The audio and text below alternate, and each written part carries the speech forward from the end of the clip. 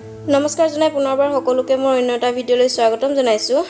এযোৰ উকা মিক্স পাটৰ কাপোৰত মইনো কেনেদৰে সিম্পলভাৱে ডিজাইন কৰিছোঁ তাৰ এটা ভিডিঅ' লৈ আনিছোঁ। তাৰ বাবে এযোৰ বগা কালাৰৰ মিক্স পাটৰ উকা যোৰা লৈছোঁ আৰু এইখন গেৰু ডিজাইনৰ মেখেলা হয়। মেখেলাখন মই যিমানটো জোখত কাপোৰযোৰত লগাম সেই জোখ অনুযায়ী কাটি লৈছোঁ। ডাঙৰকৈ কাটিছোঁ 4 পিচ।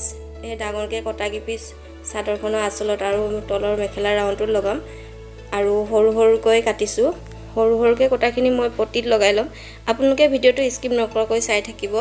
কাপোৰযোৰত লগাবৰ বাবে গোটেই মেখেলাখনৰ কাপোৰখিনি কাটি ৰেডি কৰি লোৱা হৈ গ'ল। এতিয়া প্ৰথম চাদৰখনৰ আঁচলটোত চিলাই ল'ম।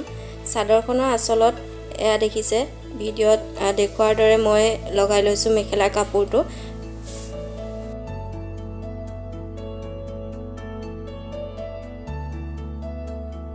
একেবাৰে সিম্পলভাৱে বনাইছোঁ, বেছি ডিজাইন দিয়া নাই কাপোৰযোৰ।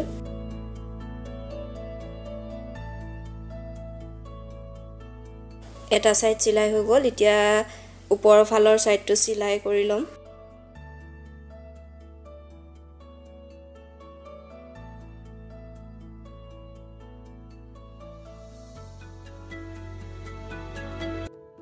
চাদৰখনৰ দুইটা আঁচলে ৰেডি কৰি লোৱা হৈ গ'ল, কিন্তু মই এটা আঁচলহে দেখুৱাইছোঁ। একেভাৱে লগাইছোঁ পটিখিনি। এতিয়া লগাম চাদৰৰ সাইড পাৰিত। তাৰ বাবে এয়া দেখিছে মই মেখেলা কাপোৰটো প্ৰথমতে জইন কৰি লৈছোঁ। জইন কৰি লৈ এতিয়া চাদৰৰ সাইডত লগাই যাম।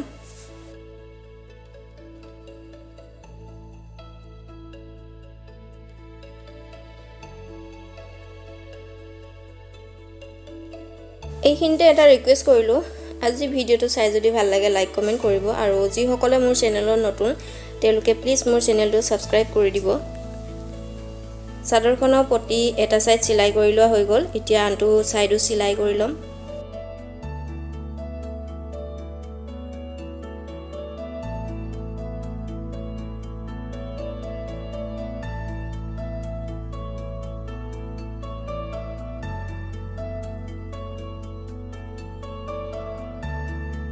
চাদৰৰ সাইড পটিখিনিও লগোৱা হৈ গ'ল।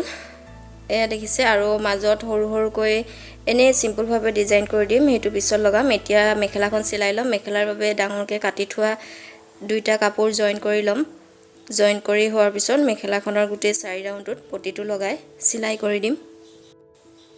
মেখেলাখনৰ লগত পটিটো মই উল্টা কৰি চিলাই লৈছোঁ প্ৰথমে, দুইটা সমানকৈ ধৰি। এতিয়া পটিটো ওপৰৰ ফালে মুখ কৰাই চিলনিৰ পোনে পোনে আৰু এটা চিলাই কৰি দিম।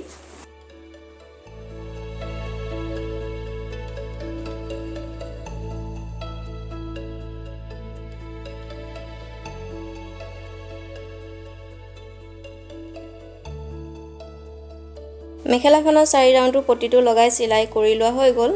ভিডিঅ'টো প্ৰথমতে দেখিছিলে যে মেখেলাখনৰ ওপৰৰ ফালেও মই এটা পটি লগাইছোঁ, যিটো পটি নেকি কুচটোৰ মেখেলাখন কুচ দিওঁতে একেবাৰে কুচত পৰিব। কাপোৰটো খুবেই পিছল হয়, সেইবাবে পিন মাৰি মই ৰখাই লৈছোঁ আৰু ওপৰ চাইডৰ পটিটো লগাবৰ বাবে কলমে প্ৰথমে চিন দি লৈছোঁ, নহ'লে বেকা বেকি হৈ যাব পাৰে। আৰু চিনৰ পোনে পোনে মই কাপোৰটো ভিতৰৰ ফালে অলপ ভৰাই চিলাই কৰি লৈছোঁ।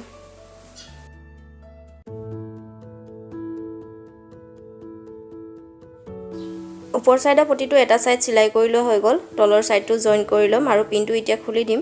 এটা সাইড চিলাই কৰিলোঁ যেতিয়া এতিয়া ঢিলা হৈ নাযায়। পিনটো খুলি এতিয়া আনটো সাইডো ভিতৰ ফালে অলপ কাপোৰ ভৰাই চিলাই কৰি যাম।